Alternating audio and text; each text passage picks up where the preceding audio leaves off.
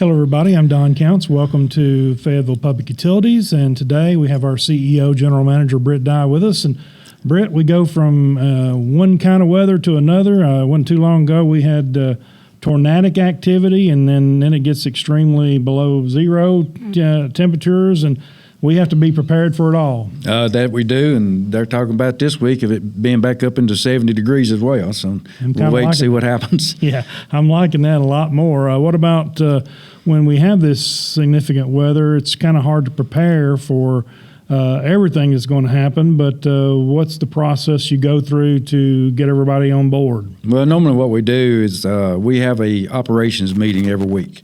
And, during that time, we talk about the upcoming events or what we might expect and those kinds of things. But then, if we have something extreme, whether if it be ice or snow or real cold temperatures, or if it's tornadic conditions, we'll all meet again several times during that day to be sure that we're ready to go. One thing that we do when it's extremely cold, we have to keep an eye on the peak of the system. I'm sure in gas, but in electric for sure. So you might mention some of the readings that we got and what our high is. Well, right now the last reading we got was 112 megawatts. We're still running some more numbers. It might go all the way back to 2003 of the most kilowatt hours that we purchased from TVA, as well as the gas. I think we might have reached a peak with it too back about 2003 or 4, something like that. But when you start running those kind of loads, it just don't stop at the distribution part of the system. You have to go all the way back to where you purchase power from TVA at the substations, and then decide what your settings are going to be on all your facilities as far as your protective devices and all those pieces of equipment to be sure that they're ready to carry the load. As you watch the Fayetteville Public Utilities system on your computer, you actually watch the Tennessee Valley Authority's system as well. So, because that's where we get our power from, and you might talk a little bit about that. Well, what we do is I'll sit there and look at the load requirements that TVA's pushing as far as their megawatts of what the load is, and then it kind of helps us be looking a little bit more out into the forward position of being, well, if they're already at this, where they're going to be at this time, maybe, then we try to calculate where we could be and to be sure that we got plenty of capacity to serve the customers. Monitoring the grid is very important. I know, you hear about it on the news and all that, but I know our local utilities system held up well, which is what we have, but also TVA seemed to held up pretty well this time as well. No, they did, and it's what we calculated of what the temperatures. You're talking about it being a couple of degrees warmer, but the load was more, and so the only thing that you can base that on is growth. So that we are growing. Yeah. Well, when you talk about growth, we have to focus on growth. We have to look at the future. And I guess that's something you have to constantly monitor, whether it be a subdivision or a new industry. That we do, and you have to be sure that, again, you have to go all the way back and calculate to your source, which would be at the substations, of what size conductor you have to feed additional loading, because you don't want to be where you can't carry all the capacity during these extreme times. Yeah. You are also involved in thinking about the future with possibly the Tennessee Electric Cooperative Association trying to get together to do some, trying to think of the right word, regeneration of power. That we are, and because if we can sell some back to TVA, if we're allowed to do that, we're doing a big study on it now where your local power companies are trying to get together and form some kind of a generation maybe and see what that looks like in the future. And plus, we got to be sure that we're able to handle everything independent of everybody else as far as being able to carry the load. Absolutely. That's a big thing. Again, constantly looking at the future. We're not just talking about today. We're talking about 10 years from now and 20 years from now, and that's something people might not think that's the direction that we're looking. But that's right. We try to plan, as much as we can of what we know about. If we don't know about it, we can't plan for it. And that happens a lot of times of not being able to be prepared because you're just not aware of the plan. And not only do you have to do that with the electric side, but you actually have to watch that through the gas department, water department, sewer department, and telecom. We do, and water capacity is a big issue too, and we try to be sure that we got plenty of capacity out there with the water, along with the gas, because a lot of people heat with gas, and not that the summer load's bad on gas, but the winter load picks up quite a bit. And even telecom, I think wasn't too long ago, you had to buy more internet because we're growing. We had to get more bandwidth, where we had system outages there for night of doing upgrades to our system to be able to provide more broadband out there to our customers, because you really don't realize how much bandwidth is consumed, especially during when the holidays hit or you're out of school for bad weather. You really find out real quick the direction you need to move. Absolutely. That's a good point. When kids are at home, I'm sure the internet usage is up, and I guess the schools being out some may have helped the power a little bit for you.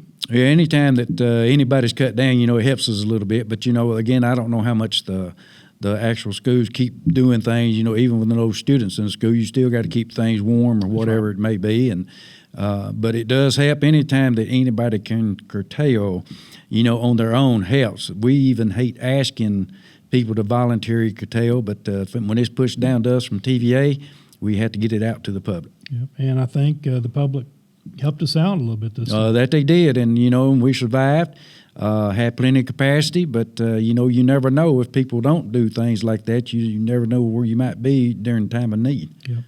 One thing our new bill has is the temperature, the average daily temperature or whatever, and with the cold temperatures, there's going to be high bills. There's going to be high bills, and, it's going to be some more high bills that's coming out for the month of February, the end of January, into the 1st of March. So we expect it, but we try to work with all the customers best that we can.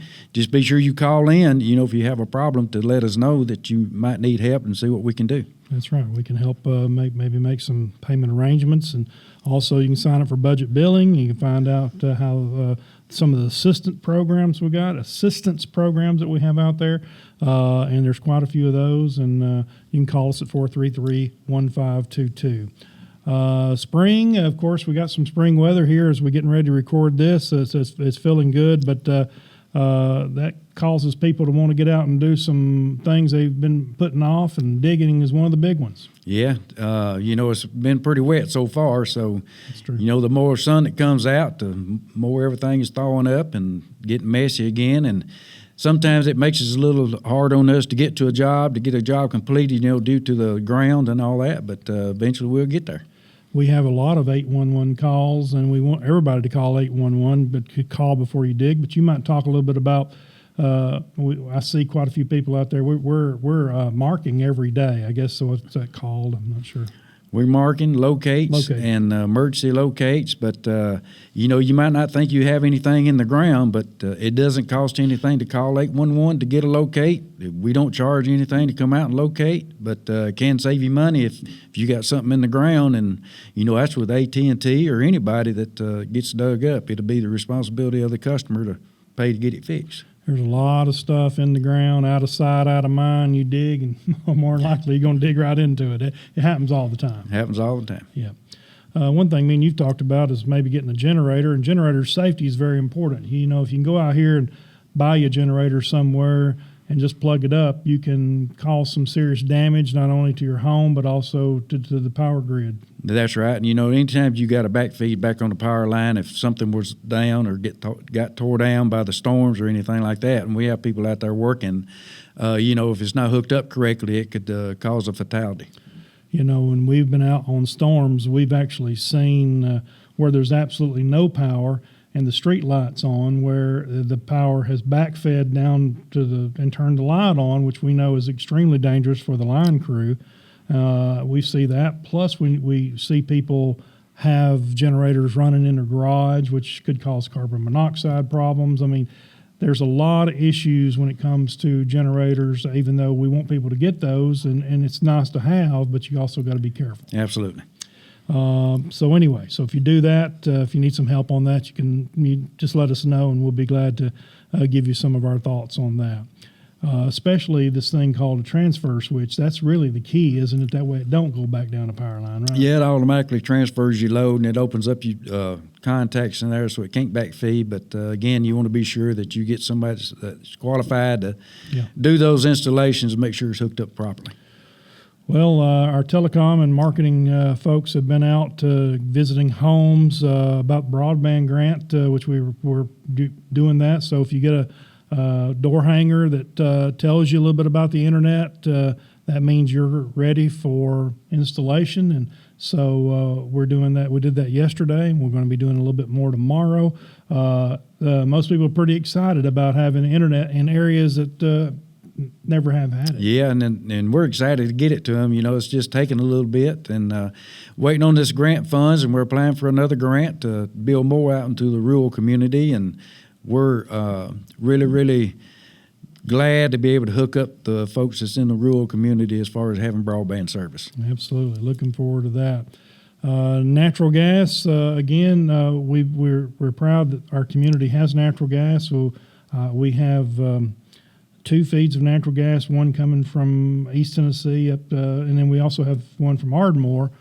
So we're excited about having a really nice gas system, and I know they're pulled some heavy loads as well during this last few weeks, but they have Natural Gas Utility Workers Day coming up on March 18th. I guess they have a Lineman's Work Day coming up too, so we honor those employees, and we appreciate what they do out there. Absolutely. You know, it's dangerous jobs of what all of them do. You just gas and electric, it's everything that's done operational wise that, you know, we all have to be prepared to follow all the safety rules and do the right thing. Mm-hmm. On the water side, we're always looking for water leaks. I know you are, and if anybody sees any wet spots that's not where it's supposed to be, we'd like to know about it so we can find our leaks so we can get those fixed. Yeah, you know, we've had a few, you know, during this last cold spell of water leaks. Found one big one that had been leaking for quite some time that helped us out quite a bit. But anytime you got a puddle of water and it's been dry,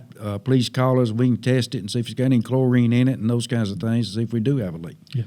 And if you have any drippy faucets at home, you know, that's going to cost you money if it's dripping. So you want to try to get those fixed, and could be just a gasket or a washer. You may have to replace the thing. So we ask you to keep an eye on that as well, because water is so important. We're very blessed to have the Elk River flowing right through Fayetteville, which is where we get our water, and we have a very, very high-tech water treatment plant, and that's something that you've had built since you've been CEO, and that was changing the system the way it used to be to the way it is today. Yeah, we do it with a membrane system, and we have several other water systems that'll come in and take a tour and see what direction they might want to go as far as upgrading with new technology on filtering water. Yeah, we have very good water. It's usually award-winning, and we're continuing to keep that up to par. And on our sewer side, that's another place that we have a very good system, and we treat the water very well, and it's almost drinkable when it goes back to the river. It's got to be a lot cleaner than, you know, when we take it in. Just like the water plant, when it hits the river, it's just as good as what the water plant pushes out. So. Yeah, that's an amazing process there, and most of that kind of thing, like electric and gas and all the rest of it, is out of sight, out of mind. People take it for granted. When you flush it down the commode, you know, we always try to tell people not to flush fats, oils, or grease down there, because that causes all kind of problems, which then costs money to fix. So that's not even on our list. But the key thing is it's very important that we keep that kind of stuff out. Just because you flush it don't mean that it's gone. We got to take care of it is, and you know, we've been spending a lot of money on rehab of replacing, and you know, on the wastewater side, and fats, oil, and greases is a big problem that we don't want, but we do get it, and it causes problems throughout the entire system. Yep, it's just almost like clogged arteries in a human. So we want you to try to help us out there. Let's talk a little bit about some of our youth programs. We've got the Youth Leadership Summit coming up. We've got Lincoln County High School's Caleb Byrer and also from RCA, Kaylee Bates. They were selected to go to the Tennessee Electric Cooperative Association's Youth Leadership Summit in Nashville coming up this March. And their trip encourages students to be leaders in their hometown and use their talents to improve rural Tennessee. Yeah, and it's a good education for these young students to be able to participate in something like this. And then the Washington Youth Tour short story writing contest is open to high school juniors, which we're presenting those in some of the schools now. 3 local students will get an all-expense paid trip to Washington, D.C., and that'll be 1 student from RCA, 1 student from Lincoln County High School, and 1 student from Fayetteville. If you have any questions, you can give us a call on that, but that's a good program that's been around for a long time. Yeah, and they do write some very interesting stories, and, I always like reading them because you're just amazed at what the students know that a lot of folks don't know. That's true. I guess 15 years ago, you and I got together and we put together a program about the 75th anniversary of electric coming to our city. Now it's 90 years.